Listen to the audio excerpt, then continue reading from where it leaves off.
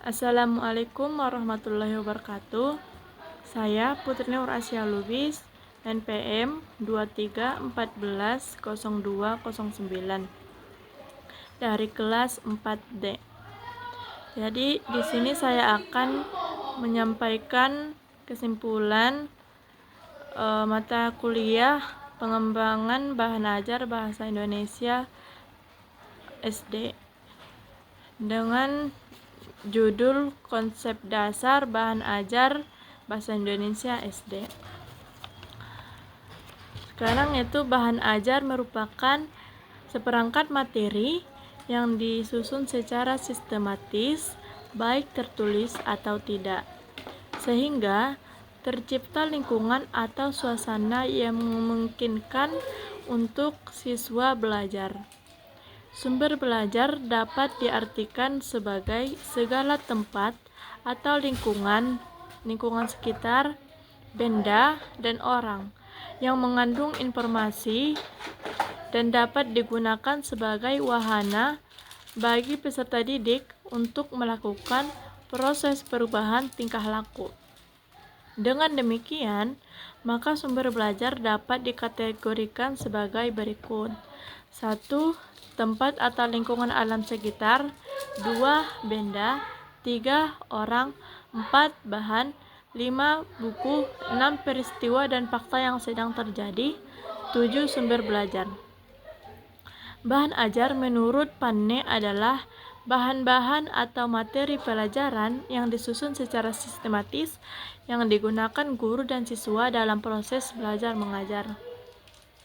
Sedangkan menurut Abdul Majid, bahan ajar adalah segala bentuk dan bahan informasi, alat dan teks yang digunakan untuk membantu guru atau instruktur dalam melaksanakan kegiatan belajar mengajar. Dalam mengembangkan bahan ajar dapat kita jumpai berbagai bentuk-bentuk bahan.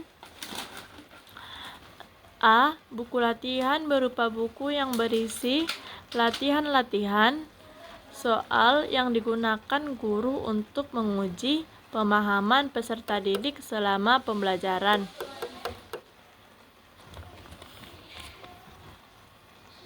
B. Kartu petunjuk. Kartu petunjuk berupa perintah yang digunakan untuk menjelaskan kegiatan yang akan dilakukan. Misalnya, berilah tanda silang pada jawaban di bawah ini yang menurut Anda benar. C. Kartu aktivitas. Kartu aktivitas berupa lembaran atau buku yang berisi seluruh kegiatan yang dilakukan guru maupun peserta didik selama proses pembelajaran. D. Materi latihan. Materi latihan berupa materi yang diajarkan oleh guru kepada siswa yang disesuaikan dengan standar kompetensi dan indikator yang akan dicapai sekaligus sebagai bahan dalam mengerjakan latihan soal setelah materi yang dipelajari. E. Panduan praktis. Panduan praktis berupa petunjuk yang diperoleh siswa ketika akan melakukan penelitian atau percobaan. Berikutnya, jenis-jenis pengembangan bahan ajar. 1. Bahan cetak. Bahan ajar cetak dapat diartikan sebagai alat atau perangkat bahan yang memuat materi atau isi pelajaran untuk mencapai tujuan pembelajaran yang dituangkan dengan menggunakan teknologi cetak. Macam-macam bahan ajar cetak. A. Modul. B. Handout. C. LKPD. D. Buku. Berikutnya, teknik penyusunan bahan ajar cetak. A. Judul atau materi yang disajikan harus berintikan kompetensi dasar atau materi pokok yang harus dicapai oleh peserta didik. B. Untuk penyusun bahan ajar cetak, ada 6 hal yang harus dimengerti, yaitu 1. Susunan tampilan harus jelas dan menarik. 2. Bahasa yang mudah dimengerti.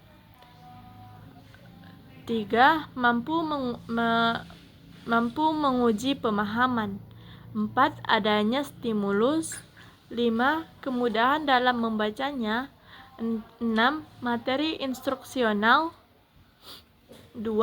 Bahan ajar non-cetak. Bahan ajar non-cetak adalah perangkat pembelajaran yang tidak dicetak dan umumnya berbentuk audio visual, dan elektronik. Pengembangan bahan ajar non-cetak dapat memberikan kontribusi positif dalam hal 1. Membantu menjadikan proses pembelajaran dan pengembangan kompetensi. 2. Memberikan pengalaman belajar yang nyata. 3. Motivasi terjadinya tindakan. Macam-macam bahan ajar non-cetak. A. Bahan ajar audio. B. Bahan ajar video. C. Bahan ajar PowerPoint. D. Modul elektronik. E. Multimedia interaktif. D. Langkah-langkah pemilihan bahan ajar. 1. Mengidentifikasi aspek-aspek yang terjadi dalam standar kompetensi dan kompetensi dasar. 2. Identifikasi jenis-jenis materi pembelajaran. 3. Memilih jenis materi yang sesuai dengan standar kompetensi dan kompetensi dasar. Sekian kesimpulan yang dapat saya sampaikan. Kurang dan janggalnya saya mohon maaf. Assalamualaikum warahmatullahi wabarakatuh.